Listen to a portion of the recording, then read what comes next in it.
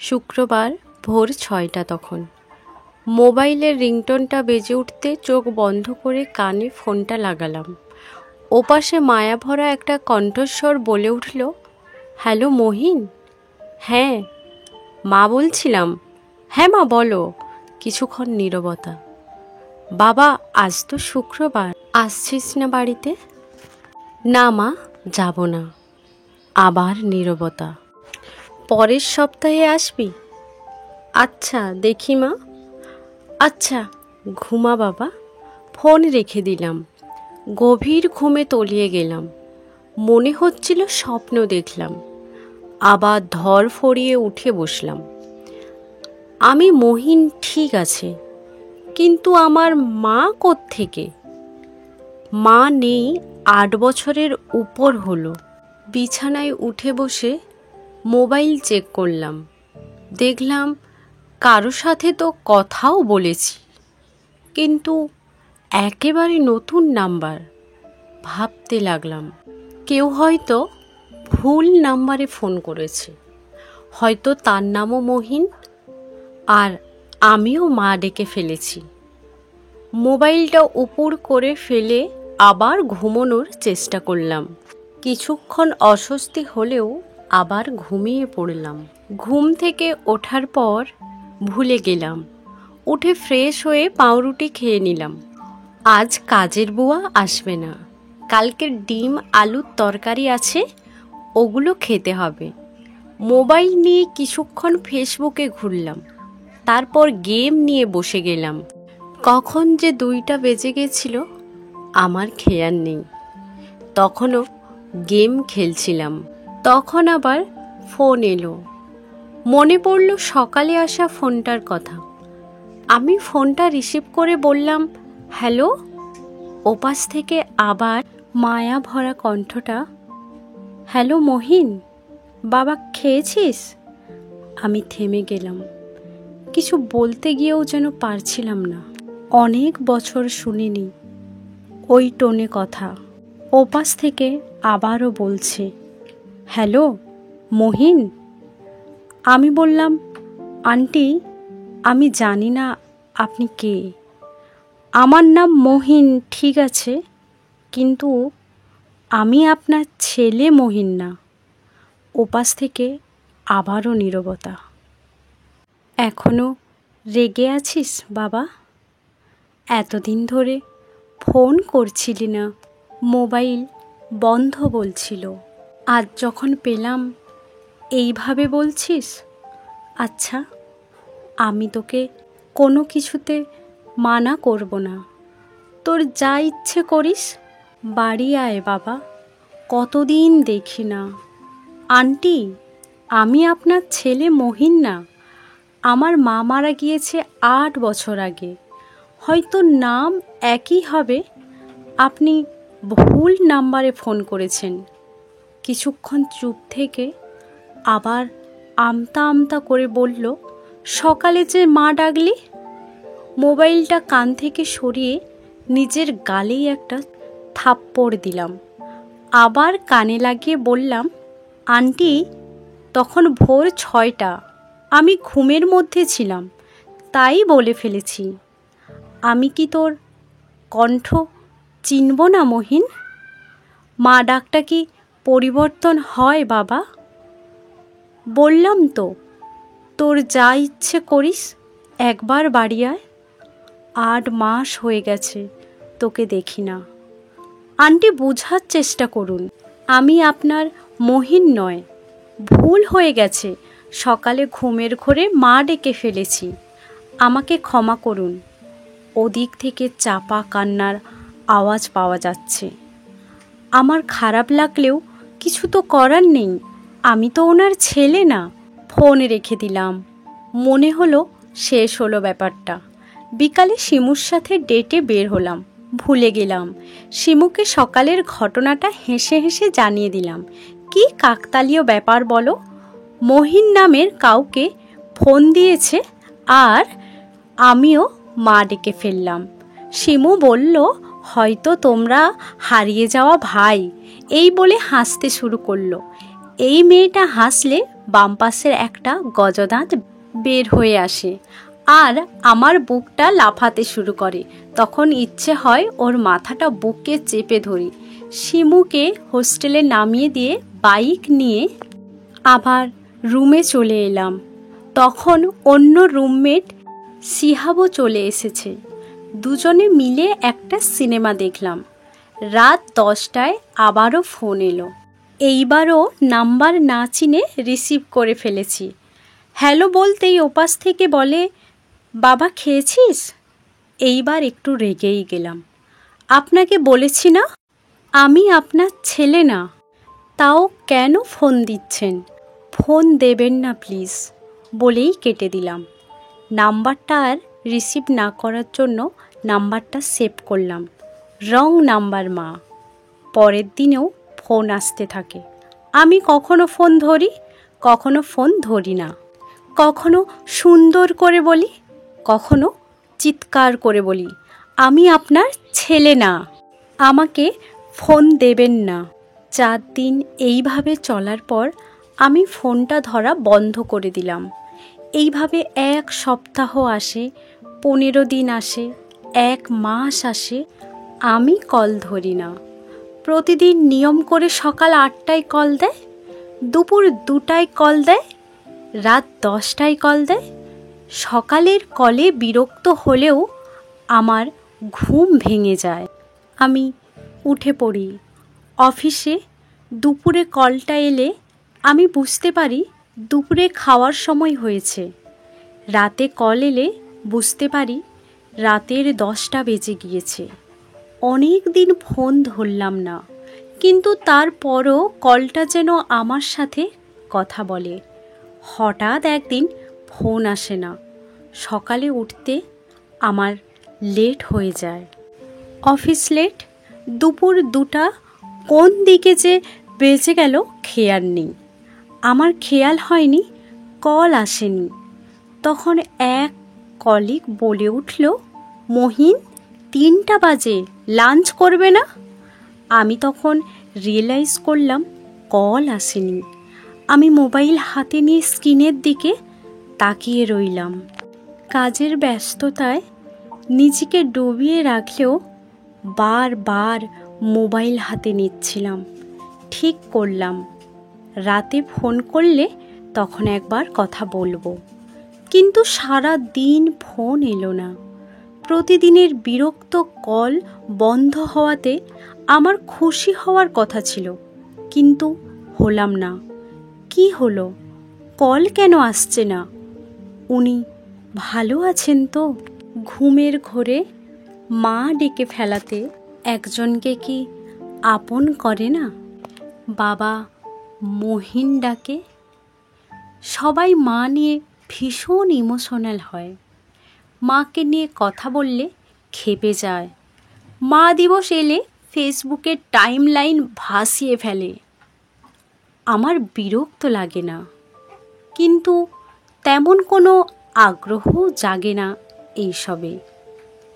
বাসার পাশে একটা কিন্ডারগার্টেনে আমি পড়তাম। আমাকে স্কুল থেকে নিতে দাদু আসতো। দ্বিতীয় সাময়িক পরীক্ষার প্রথম দিন ছিল। আমি তখনও ক্লাস 4-এ। মা আমাকে নিতে এলো।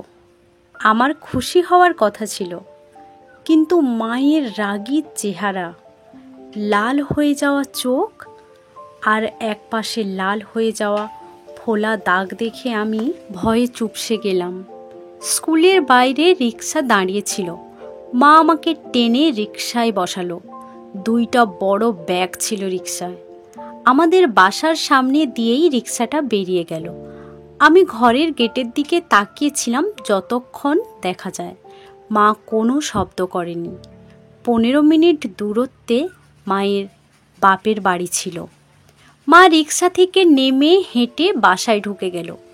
একটু পর ছোট মামা এসে রিক্সা ভাড়া দিয়ে আমাকে আর ব্যাগগুলো নিয়ে গেল। আমি নানির চ্যাপটা হয়ে যাওয়া খয়েরি রঙের সোফায় বসে রইলাম। মা ভেতরে রুমে বসে আছে। প্রতিদিন স্কুল থেকে ফিরে মা আমাকে খাবার খাওয়ানোর জন্য ছোটাছুটি করত। স্কুল থেকে ফিরে 2 ঘন্টা হয়ে গেছে। আমি সেই স্কুল ড্রেসেই বসে আছি। খিদে লেগেছে। আস্তে আস্তে উঠে মায়ের রুমের দিকে গেলাম। ওখানে নানি আর বড় মামি বসে আছে। মা ফুঁপিয়ে কাঁদছে। আমি দূর থেকে তাকিয়ে আছি। হঠাৎ মামির দিকে চোখ যেতেই বলল, আচ্ছা, সামলাও নিজেকে। আমি মহিনকে কিছু খাওয়াই। মামি আমাকে নিয়ে রান্নাঘরে যায়। স্কুলের ড্রেস খুলে ঘরের গেঞ্জি পরিয়ে দেয়, একটা ব্যাগ খুলে। তারপর সিমের বিচির তরকারি দিয়ে গরম গরম ভাত খাইয়ে দেয়। আমার কাছে সেদিন তা অমৃত লেগেছিল। বড় মামি আমাকে প্রথম আর শেষবারের মতো সেদিনই খাইয়েছিল। শেষবার আমি যখন মামির কাছে ভাত চেয়েছিলাম, আমার বাম হাতের উপরে খুন্তির পোড়ার দাগটা এখনও আমাকে কষ্ট দেয়। শিমু প্রায় আমাকে জিজ্ঞেস করে, এইটা কিসের দাগ? আমি বলি মনে নেই। শিমু বলে অনেক দুষ্টুমি করতে, তাই মনে নেই। কোথায় পড়েছিলে? আমি হাসার চেষ্টা করি, কিন্তু তাতে কি আর 28 বছরের পুরনো জ্বলুনি কমে? বাকি ব্যাপারগুলো ঠিকঠাক মনে নেই। মাঝে একবার বাবা এসেছিল আমাকে নিয়ে যেতে। মা আমাকে যেতে দেয়নি। এরপর আমি বাবাকে দেখিনি। 6 মাস পর মায়ের বিয়ে হয়ে গেল। শুনেছি বাবাও বিয়ে করেছে। আমি শুধু তাকিয়েছিলাম, আর কিছু করারই নেই। কেউ না বললেও সব বুঝতে শিখেছি, চাইতে শিখেছি, নিজের কাজ নিজে করতে শিখেছি, কেড়ে নিয়ে খেতে শিখেছি, নিজের অধিকার নিজে বুঝতে শিখেছি। বড় হয়ে মায়ের সাথে দেখা করতে গিয়েছিলাম। ওনার ছেলে মেয়েদের সামনে উনি আমাকে জড়িয়ে ধরতে পারেনি। আমি মা বলে ডেকে উঠলে উনি আমাকে তাড়াতাড়ি রুমে ঢুকিয়ে বলেছিল এইখানে না ডাকতে। আমি আর ডাকিনি, যাইও নি। তবে যখন ওনার ক্যান্সার হয়েছিল, আমাকে একবার দেখতে চেয়েছিল। আমি হাসপাতালে গিয়েছিলাম। আমার হাত ধরে বলেছিল, তোর সাথে অনেক অন্যায় করেছি, পারলে আমাকে ক্ষমা করে দিস। আমি বলেছিলাম, আমি আপনাকে কোনোদিন ক্ষমা করব না। আপনাকে এর শাস্তি ভোগ করতে হবে, কারণ আমি যতদিন বেঁচে থাকব ততদিন আপনাকে ক্ষমা করব না। এইটা হয়তো আপনার শাস্তি, আমার শাস্তি বলেই আমি বের হয়ে গিয়েছিলাম। উনি হয়তো অবিশ্বাস্য চোখে তাকিয়েছিলেন। এর 2 সপ্তাহ পর মা মারা যায়। ছোট মামা আমাকে ফোন দিয়েছিলেন, জানায় যেতে। আমি যাইনি। আমার মন আমাকে ডাকেনি। এমন না যে কোনো ঘৃণা ছিল, কিন্তু আমার কোনো আগ্রহই ছিল না। তাই মা নিয়ে আমার মধ্যে ইমোশন একেবারেই কাজ করে না। এমন না যে অন্যদের মায়ের ভালোবাসাটা আমি বুঝি না, আমি বুঝি। তারপরও ওনার জন্য খারাপ লাগছে। হয়তো উনি ওনার ছেলের আশায় বারবার আমায় ফোন করছে। 2 দিন কল না আসার পর একদিন আমি ফোন দিলাম। একবার দেওয়ার পর কল ধরেনি। কল না ধরাতেই আমি যেন হাঁপ ছেড়ে বাঁচলাম। 10-15 মিনিট পর উনি কল ব্যাক করলো। হ্যালো। আমি চুপ করে আছি। উনি আবার বললেন, হ্যালো মহিন। হ্যালো, কেমন আছো বাবা? ভালো আন্টি, আপনি কেমন আছেন? ভালো নেই। পরশু গরুর গোদের ঘরে পড়ে হাঁটুতে খুব ব্যথা পেয়েছি। ইস, ওষুধ খেয়েছেন? না। আমাদের পাড়ার ওষুধের দোকানদার মকসুদ ওর বোনের ছেলের বিয়েতে গেল, দোকান বন্ধ। আচ্ছা, আর কেউ নেই ওষুধ আনার? আছে, তবে বাজার থেকে আনতে হবে। দেখি, কাউকে বলা লাগবে। আমি চুপ করে আছি। অনেকক্ষণ পর বললাম, আন্টি, আমি কিন্তু আপনার ছেলে না। আপনি আপনার ছেলেকে ফোন করার ট্রাই করেননি কাউকে দিয়ে? জানি, আমি বুঝতে পেরেছি। আমার ছেলে হলে এতবার ফোন দিলে কি না ধরে পারতো? প্রথমবারের মতো আমার নিজেকে অপরাধী মনে হলো। তারপর আস্তে আস্তে অনেক কথা হলো। ওনাকে ওনার ছেলে কোথায় থাকে, কি করে সব জিজ্ঞেস করলাম, কিন্তু উনি তেমন কিছু জানে না। শুধু জানে ওনার ছেলে ঢাকায় থাকে। ছেলে বিদেশ যেতে চেয়েছিল, তাই জমি বিক্রি করতে চেয়েছিল। একমাত্র ছেলে, উনি চায়নি ছেলে বিদেশ যাক, তাই জমি বিক্রি করেনি। এরপর ছেলে আর কোনো যোগাযোগ রাখেনি। আমি ওনাকে বললাম, আপনার ছেলে বিদেশ চলে গিয়েছে কিনা খবর নিয়েছেন? উনি জানালেন, সেই খবরই তো নিচ্ছেন গত 8 মাস ধরে।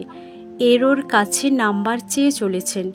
মোবাইলে যত নাম্বার আছে, ঘরে ডায়েরি বলো, খাতা বলো, যে কোনো কার্ড বলো, যেখানে যা নাম্বার পেয়েছে ডায়াল করেছে। কেউ খবর জানে না। শেষে একদিন মহিন লেখা একটা নাম্বার পায়, তাই উনি ফোন দেয় আর আমি ধরি। ধরেই মা ডাকি। এতে ওনার বিশ্বাস আমার সাথে ওনার ছেলের কোনো কানেকশান আছে। আমি ধরেই নিয়েছি ছেলে হয়তো বিদেশ চলে গিয়েছে, এখন মায়ের দায়িত্ব নিচ্ছে না। ওনার সাথে আমার আস্তে আস্তে কথা বাড়ে। আবার উনি নিয়ম করে সকালে ফোন দেন, আমি উঠে পড়ি। এতে দুপুরে ফোন দেন, আমি রিসিভ করতেই বলে ওঠেন, খেয়েছো? আমি খাইনি বললে বলেন, ঠিক টাইমে না খেলে পেটের সমস্যা হবে। অফিস থেকে ফিরিয়ে ওনার সাথে কথা বলি প্রায়। ওনার ঘর, ওনার গরুর ঘর, কয়টা গরু, আশেপাশের দোকান, দোকানদারদের নাম সব যেন আমার মুখস্থ হয়ে যাচ্ছে। মাঝে মধ্যে বুয়া না এলে ডিম সিদ্ধ দিয়ে ভাত খাই। উনি জিজ্ঞেস করেন, কি খেয়েছি? বুয়া আসে নাই বললে বলে, নিজে শিখে নাও রান্না। অন্যের জন্য নিজের কিছু ফেলে রাখা উচিত না। কেউ যখন বুঝতে পারে তাকে ছাড়া তুমি অচল, সে সেটার সুযোগ নিবে। যদি নিজেই রান্না করতে পারো, তাহলে সে বুঝবে না, সে এলেও তোমার ক্ষতি নেই। তখন সে চাকরি হারাতেও পারে। এই ভয়ে প্রতিদিন আসবে। সে বুঝবে তোমার ওকে নয়, ওর তোমাকে প্রয়োজন। উনি আমাকে রান্না করে শেখান। কয় টুকরো মাছ নেব, কয়টা পেঁয়াজ, কত চামচ মরিচ, হলুদ, তেল, লবণ। লাউড স্পিকারে উনি বলে যেতেন, আমি রান্না করতাম। এর মধ্যে টুকটাক গল্প হতো, দুজনেই হাসতাম। মাঝে মধ্যে জিজ্ঞেস করতাম, আপনার ছেলে ফেরত এলে আমাকে তো ভুলেই যাবেন। উনি হেসে বলতেন, মায়েরা কি এক ছেলে পেয়ে অন্য ছেলেকে ভুলে নাকি? আমি দীর্ঘশ্বাস ফেলতাম। উনি আমার থেকে আমার ঘরে কে কে আছে জানতে চাইতো। মা কোথায়, বাবা কোথায়, ভাই বোন কয়জন জানতে চাইতেন।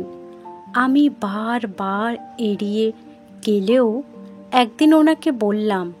বলতে বলতে খেয়াল করলাম আমি কাঁদছি। বহু বছর পর কাঁদছি। আমি মায়ের বিয়ের সময় কান্না করিনি যখন মা মারা গেল। এইসব কথা জানানো হয়নি কাউকে। আপনজন বলতে শুধু শিমুই আছে আমার। ওকে এইসব বলার আগ্রহ কোনো দিন জন্মায়নি। আমি চাই না ও আমাকে অনুগ্রহ করুক, আমার অতীত নিয়ে কোনো রকম দয়া রাখুক মনে। শিমুকে নিয়ে সংসার করার ইচ্ছে আমার। আমি চাই না শিমু আমাকে নিয়ে কখনো কথা শোনাবে। উনি চুপ করে আমার কথা শুনলেন। কখন যে আমি ঘুমিয়ে পড়েছিলাম আমি জানি না। সকালে উঠে অদ্ভুত এক অনুভূতি হলো, এক সুখের অনুভূতি, যেন পুরনো এক জোঁককে কেউ লবণ দিয়ে ছাড়িয়ে নিল। এমন তিক্ত দুঃখ কেমন করে যেন সরে গেল। এইভাবে কথা বলতে বলতে প্রায় 6 মাস কথা বললাম। সব কথা যেন ওনাকে শেয়ার করা লাগে আমার। ওনাকে সব কথা যেন বলা যায়, কোথাও বাধা নেই। মনে হতো উনি তো আমাকে চিনবে না, জানবেও না, জানলেও তো ক্ষতি নেই। এর মধ্যে উনি আমাকে ওনার বাড়িতে যেতে বলেন, ওনার ছেলের খোঁজ নিতে বলেন। প্রথমবারের মতো আমি মানুষের ব্যবহারের একটা স্বার্থপর দিক সম্পর্কে জানলাম। আমি ওনার ছেলের খোঁজ নিতে চাইতাম না। ওনার দেওয়া ছেলের ঠিকানায় কখনো গেলাম না। মনে হচ্ছিল যদি ওনার ছেলে ফেরত আসে, আমাকে তো আর এইভাবে আদর করবেন না উনি মাঝে মধ্যেই বলে উঠতেন, প্রথম দিন মা ডেকেছিলে, খুব ভালো লেগেছিল, আর একবার ডেকো, আমার যে খুব শুনতে ইচ্ছে করে। কান আর মন যেন শান্তি পেত। আমি চুপ হয়ে যাই, আমি পারি না ডাকতে, আসে না। উনি আমার চুপ থাকা বুঝেন, উনিও চুপ হয়ে যান। মাঝে মধ্যে ওনার ছেলের গল্প শোনান, পড়াশোনায় কত ভালো ছিল, কোন কোন পুরস্কার পেয়েছিল, স্বামী মারা যাওয়ায় কিভাবে একা ছেলেকে মানুষ করলেন, হাঁস মুরগি পাললেন। ওনার ঘরের ডিরেকশন আমার মুখস্থ হয়ে গেছে। বাম পাশে একটা নারকেল গাছ, সেই গাছের পাশ ঘেঁষে ওনার গরুর ঘর, ঘরের সামনে একটা সবজির বাগান আছে, একটা পেয়ারা গাছও আছে। উনি ঘুমালে পাড়ার ছেলেরা এসে সেই পেয়ারা গাছের সব পেয়ারা নিয়ে যায়। ডান পাশে একটা পুকুর আছে। রাস্তার মোড়ে 2টা মুদির দোকান, একটা ওষুধের দোকান, একটা চায়ের দোকান। আমার যেন সব মুখস্থ হয়ে গেছে। একটা ছোট্ট মেয়ে আসে বিকালে ওনাকে দেখতে, মোয়া খেতে। আমি ঠিক করলাম একদিন আমি যাব। এর মধ্যে হঠাৎ আমি অসুস্থ হয়ে পড়লাম। অফিস থেকে ফেরার পথে ভীষণ বৃষ্টিতে ভিজেছি, মারাত্মক জ্বরে পড়লাম। 2 দিন বাসায় থেকে শিমু আমাকে হাসপাতালে ভর্তি করিয়ে দিল। আমার যেন কি এক ভয়াবহ জ্বর দেখা দিল। 5 দিন তো ঘরেই ছিলাম। আমি অদ্ভুত অদ্ভুত স্বপ্ন দেখতে লাগলাম। ওনার বর্ণনা অনুযায়ী ঘরটা আমি দেখতে লাগলাম। সেই ঘরে আমি হাঁটছি, ডাকছি, মা ভাত দাও, তোমার সেই আলুকুচি দিয়ে ডিম ভুনা। আমি দেখি আমার মায়ের চেহারাটা, কিন্তু ডাকটা শুনি ওনার মতো, খুব আদরে, বাবা মহিন। আমি জ্বরের ঘরে ওনাকে অনুভব করতে পারি। আমার মোবাইল কোথায়, আমি কোথায় জানি না, কিন্তু আমার খুব ইচ্ছে হচ্ছিল ওনার সাথে কথা বলি। প্রথমবারের মতো বলি, হ্যাঁ মা বলো। উনি জিজ্ঞেস করবে, আজ তো শুক্রবার, আসবি না বাবা? আমি বলবো, হ্যাঁ মা আসবো, আমার জন্য পুকুরের কই মাছ রান্না করো, সাথে পুঁই শাক, অনেক দিন খাই না। নিজে নিজে মনে মনে সাজাতে লাগলাম, এইভাবে বলবো। আমার পরিপূর্ণ হুঁশ হলো প্রায় 8 দিন পর। তারপরও আমার সাথে মোবাইল ছিল না। শিমু এলো বিকালে আমাকে দেখতে। মেয়েটা আমার জন্য দিনে রাতে এক করে দিয়েছে। আমি ওর স্পর্শ অনুভব করতে পারতাম। আগে শিমু থাকলেই মনে হতো আমি পরিপূর্ণ, আমার আর কিছুই লাগবে না। কিন্তু আজ আমার মনে হচ্ছে শিমু যেন আধা। উনি যদি এইখানে থাকতো তাহলে যেন সব পরিপূর্ণ হতো। আমার অভিমান হচ্ছিল উনি কেন এইখানে নেই। আমার চিন্তা লাগছিল। উনি বোধহয় আমাকে অনেকবার ফোন দিয়েছে, প্রতিদিন ফোন দিয়েছে, না পেয়ে হয়তো কষ্ট পেয়েছে। কি কি বলতে হবে মনে মনে সাজিয়ে নিয়েছি। আমি যে ওনাকে স্বপ্নে দেখেছি, রোজ ওনাকে দেখতে যাব এটাও বলবো ভেবে নিয়েছি। শিমুকে বললাম, আমার মোবাইলে কল এসেছে কি না দেখো তো। শিমু বলল, মোবাইল তো আমি বন্ধ করে রেখেছি। কি কি শব্দটা আমি এত জোরে বলেছি, শিমু ভয় পেয়ে গেল। আশেপাশের বেডের মানুষজন ঘুরে তাকালো, যেন শিমু কোনো অপরাধ করেছে এমনভাবে তাকালাম। শিমু আস্তে করে বলল, তোমার মোবাইলের তো ব্যাটারি ডেথ হয়েছিল, আমি চার্জে দিয়ে আবার অফ করে দিয়েছি। আমি মোবাইলটা তাড়াতাড়ি নিয়ে খুঁজতে লাগলাম ফোন এসেছে কিনা, কিন্তু মোবাইল বন্ধ থাকার কারণে হয়তো কোনো কল আসেনি। আমি চিন্তা করতে লাগলাম, কি ভাববে আমাকে। উনি হয়তো ভাববে ওনার ছেলের মতো আমিও উধাও হয়ে গিয়েছি। আমি তাড়াতাড়ি কল দিলাম। নাম্বারটা এখনও রং নাম্বার মা দিয়ে সেভ করা আছে। ভাবলাম আজই এই নামটা চেঞ্জ করে মা লিখে দেব। ফোন দিলাম, ফোন ধরলেন না। একবার, দুইবার, তিনবার, কল ধরছে না। খুব চিন্তা হচ্ছিল। সারাদিন রাত ধরে ফোন দিয়ে যাচ্ছিলাম। প্রথমে মনে হলো অভিমান করেছে কি, পরে মনে হলো এতক্ষণ কি উনি থাকতে পারবে অভিমান করে। হঠাৎ খুব চিন্তা হতে লাগলো।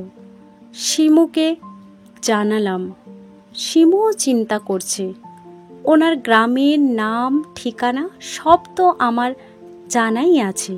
শিমুকে বললাম, আমি এখন যাব। শিমু অনেক কষ্টে চেপে ধরল আমাকে। বলল, কাল সকালে আমি সহ যাব, তুমি যেখানে যাবে। আমি সারা রাত এক ফোঁটা ঘুমাতে পারলাম না। শেষের দিকে ওষুধের ডোজের কারণে ঘুমিয়ে পড়লাম। আমি স্বপ্ন দেখলাম উনি দরজায় বসে আছে, হাতে একটা থালা।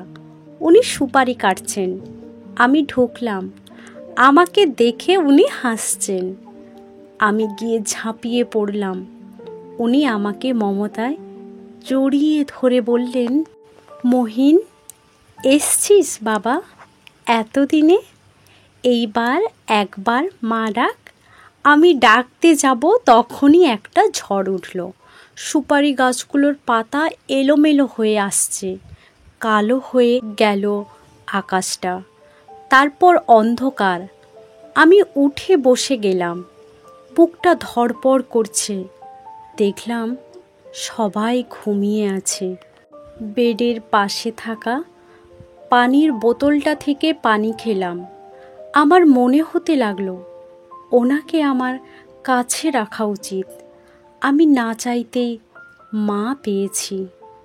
আমার ওনাকে হেলায় হারানো উচিত না।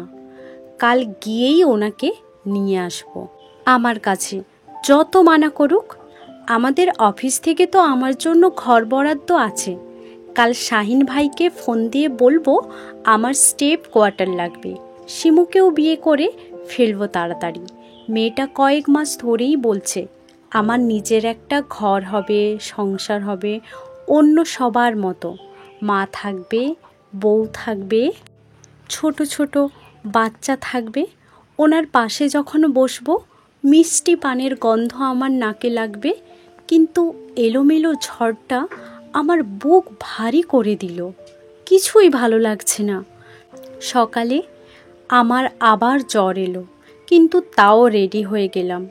সকাল 7টায় শিমুকে ফোন দিলাম। 10 মিনিটে আসতে না পারলে আমি একাই চলে যাব। শিমু চোখ ঢলতে ঢলতে কোনো মতে ড্রেস একটা পরে চুলগুলো উঁচু করে বেঁধে চলে এলো। গাড়িতে বসেই একটা লিপ বাম লাগালো আর একটা কালো টিপ দিল। ওকে একটু বকা দিলাম, জিন্স কেন পরে এসেছো?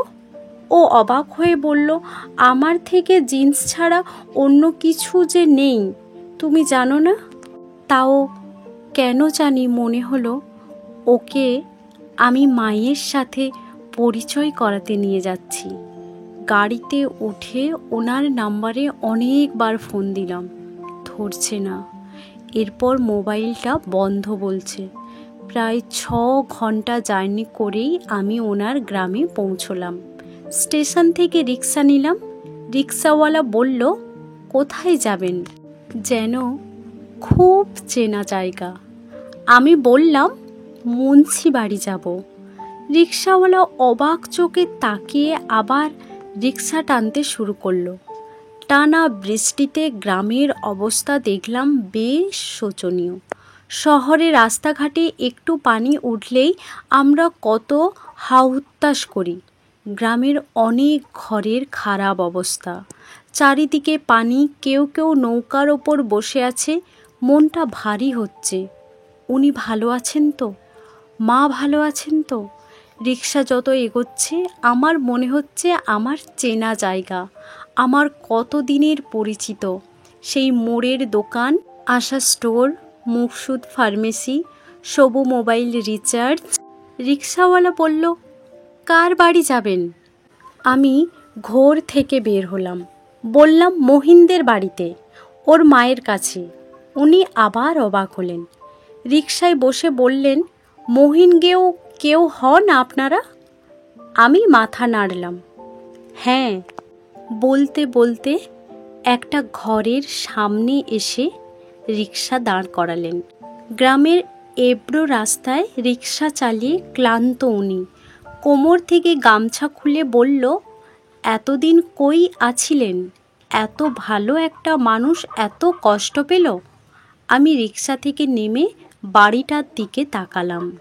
টিনের বেড়া দেওয়া।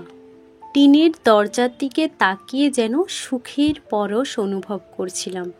আমি রিক্সা ভাড়া দিতে দিতে বললাম, আর কষ্ট পাবেন না, সাথে নিয়ে যাব আমি। রিক্সাওয়ালা ভাঙতি দেওয়ার জন্য তার কোমর থেকে টাকা বের করতে করতে বলল, এখন আর কিসের কষ্ট? আল্লাহর কাছে গেলে কি কারোর কোনো কষ্ট থাকে? আমি যেন বুঝতে পারলাম না। বললাম, কি বলছেন? দরজা ঠেলে ভেতরে ঢোকালেন উনি। বললেন, 8-10 দিন আগে যে তুফান হয়েছিল তাতে বড় গাছ ভেঙে পড়েছে ঘরের ওপর। বেচারি কখন মারা গেছে কেউ কইতে পারে না। অনেক কষ্টে গ্রামের পোলারা বের করে আনছে। আমার কানে যেন আর কোনো কথাই যাচ্ছে না। মাথা ঘুরে উঠল। শিমু এসে আমাকে ধরল। আমি ঘরটার দিকে অপলক তাকিয়ে রইলাম।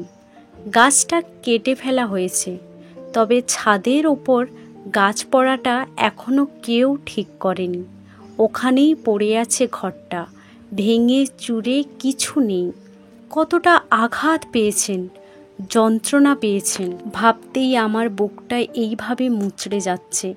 আমি দাঁড়ানোর শক্তি পাচ্ছি না। কত আশা করে এসেছিলাম একবার মা ডাকবো, আমি নিঃশ্বাস নিতে পারছি না।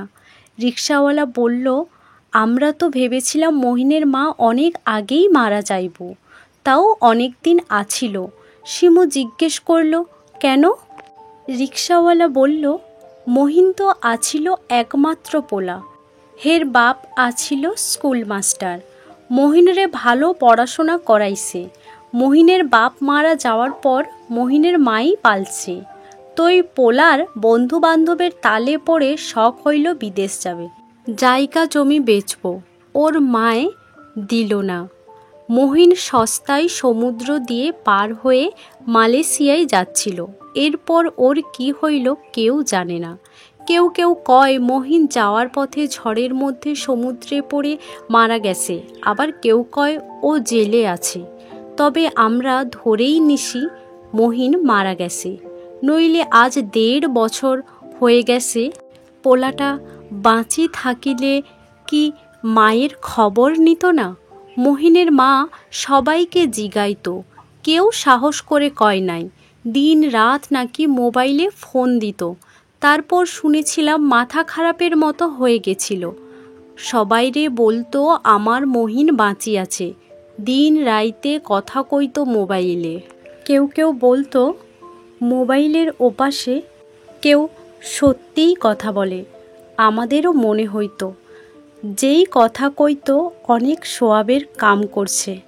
বেচারি আরও 6-7 মাস তো বাঁচিয়া আছিল, তার জন্য আচার বানাতো, ডালের বড়া বানাতো, কত কিছু ভাজি রাখতো। বলতো মহিন আসবে আমারে দেখতে।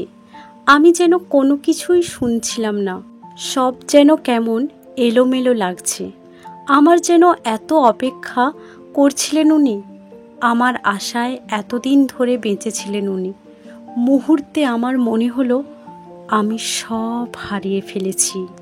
এই দুনিয়া আমার সাথে বারবার এমন করে, আমার সব কিছু কেড়ে নেয়। আমাকে আবারও নিঃস্ব বানিয়ে গেলেন উনি। অনেক কষ্টে একটা শব্দ বের করলাম, ওনার কবরটা কোথায়? রিক্সাওয়ালা বলল, যাবেন, চলেন নিয়ে যাই। আমি আর শিমু ওনার পেছন পেছন গেলাম। শিমু দাঁড়িয়ে রইল পাশে। আমি ভেতরে গেলাম। কিছুদিন আগে দেওয়া নতুন কবরটা আমাকে দেখিয়ে বলল, এইটা। বৃষ্টিতে সব দিকে কাদা মাখা। আমি ধূপ করে বসে পড়লাম। গায়ে আবার তীব্র জ্বর এসেছে। পরম মমতায় হাত বুলিয়ে বলে উঠলাম, আমি মহিন, আমি এসেছি আপনার কাছে মা, দেখবেন না? আজ তো শুক্রবার মা, আমি এসেছি তো, এই যে আমি মা ডাকছি, মা, মা। আমি জানি না আমি ওখান থেকে কিভাবে এসেছি। গাড়িতে উঠেছি, এসে আবার হাসপাতালে ছিলাম 8 দিন। শিমু আর আমি ছোট করে বিয়ে করলাম। আমাদের একটা ঘর হলো, কিন্তু আমার সেই ঘর কখনো আর পরিপূর্ণ লাগে না। এখন আমিও নিয়ম করে রোজ সেই নাম্বারে ফোন দিই। এখন নাম্বারটা বন্ধ বলে, কিন্তু তাও দিই যদি কখনো ধরে, কিংবা আমি যদি আবার কোনো রং নাম্বারে মাকে পেয়ে যাই।